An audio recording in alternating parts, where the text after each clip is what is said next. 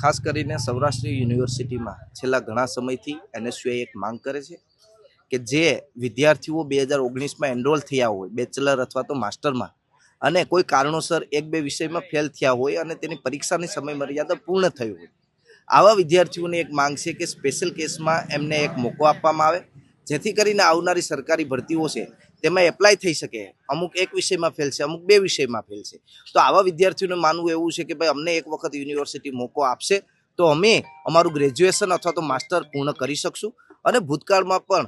સૌરાષ્ટ્ર યુનિવર્સિટીમાં એનએસયુઆઈ દ્વારા માંગ કરવામાં આવી હતી કે 2011થી લઈ અને 2018 સુધીના જે વિદ્યાર્થીઓ એનરોલ થયા હતા એ વિદ્યાર્થીઓમાં જે એક બે વિષયમાં ફેલ થયા હતા એ લોકોની ફરી પરીક્ષા લેવા માટે એનએસયુઆઈએ રજૂઆત કરી હતી અને યુનિવર્સિટીએ વિદ્યાર્થીઓના હિતને ધ્યાનમાં રાખી અને તેના માટે પરીક્ષા લેવામાં આવી હતી. એવી જ રીતના જે આ 19 વાળા વિદ્યાર્થીઓ રહી ગયા છે તેને એક મોકો આપી અને ગ્રેજ્યુએશન કરવા માટેનું જે પરીક્ષાની સમય મર્યાદા પૂર્ણ થઈ છે તેમાં વધારો કરી અને એ વિદ્યાર્થીઓને ન્યાય આપવા માટેની આજે રજૂઆત અમે કુલપતિશ્રી પાસે કરવાના છે.